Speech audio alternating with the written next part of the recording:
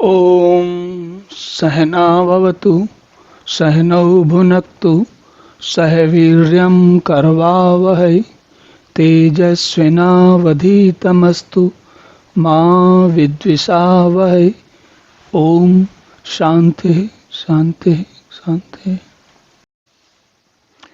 हरि ओम।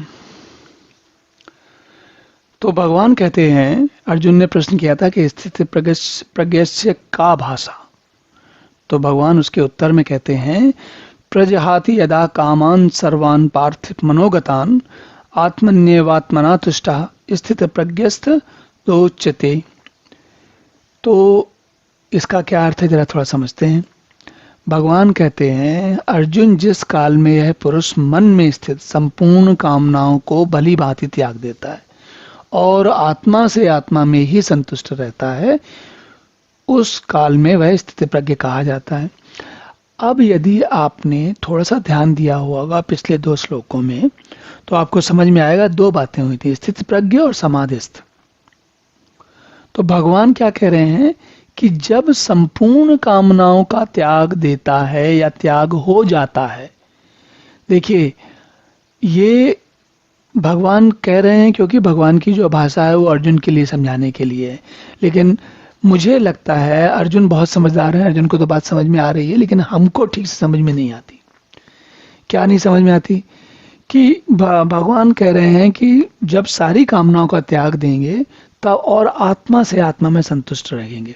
आत्मा से आत्मा में संतुष्ट को बाद में समझते हैं, पहले जरा कामनाओं के बारे में समझते हैं कि कामनाओं को भली भांति कैसे त्याग देंगे।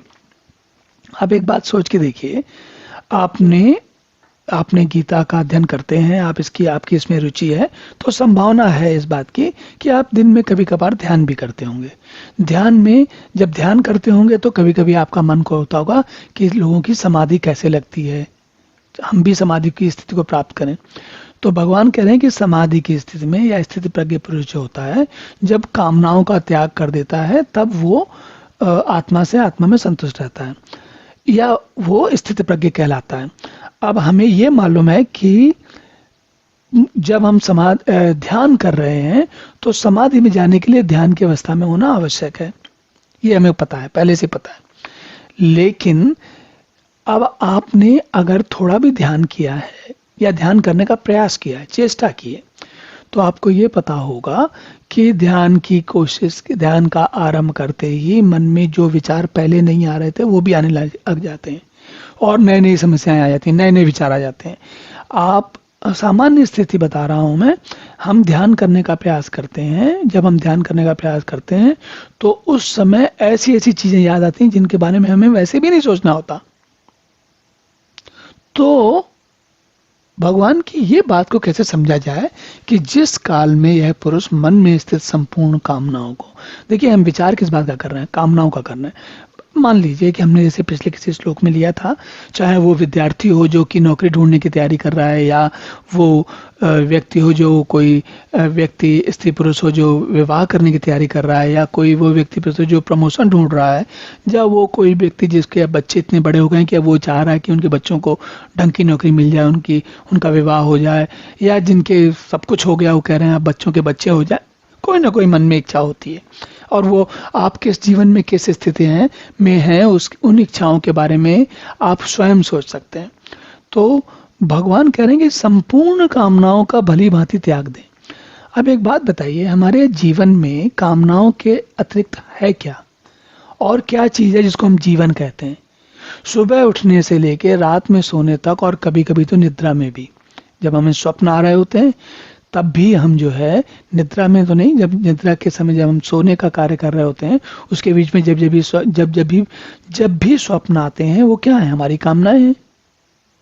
कोई ना कोई कामना है जो स्वप्न के रूप में परिलक्षित हो रही है।